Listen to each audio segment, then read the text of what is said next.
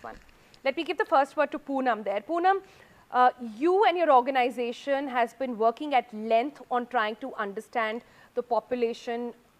Many have called it explosion. We'll talk about whether or not that's the case at all, on how the population growth in the country has been.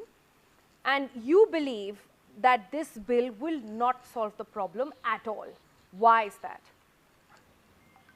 So any form of coercion which is a result of a one child or a two child policy will lead to distortions which China has already experienced, and as fertility declines in India, you see adverse sex ratios, which is what I call distortion.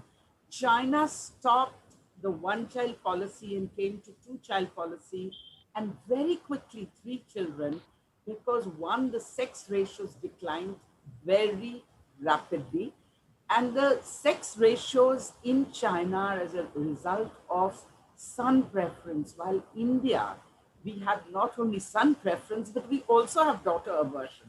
Whether it's to do with dowry and social norms and patriarchy and a whole range of reasons is not our subject today, so I won't go into that. Second, in a democracy, this will not work. There was so much anger in a country like China, another reason which they don't admit publicly, the Chinese, but I've looked up the research, anthropological research. I've spoken to a lot of academics and traveled across China 6 times, understanding the impact of the one child norm. And I found that there is an anger which they are well recognized, though in a democracy it doesn't matter so much. In China it doesn't matter so much as democracy. Let's not forget the forced sterilization of thousands of Indian men led to a political party losing elections. And it in India after the emergency.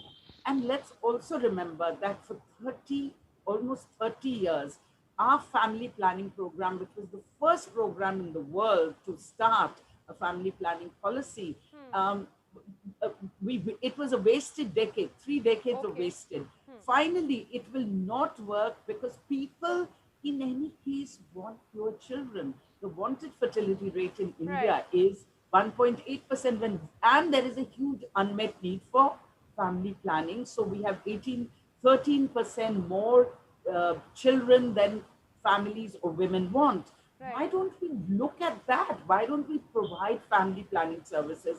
In any case, even going back to China, unless you have literacy rates increasing, you have better health facilities. So access to contraception, female literacy, and financial independence for women, all of that has contributed in many ways in what your studies are also saying to actually solving the population problem. And what happened in China, which seems to be the cue for what we're doing here,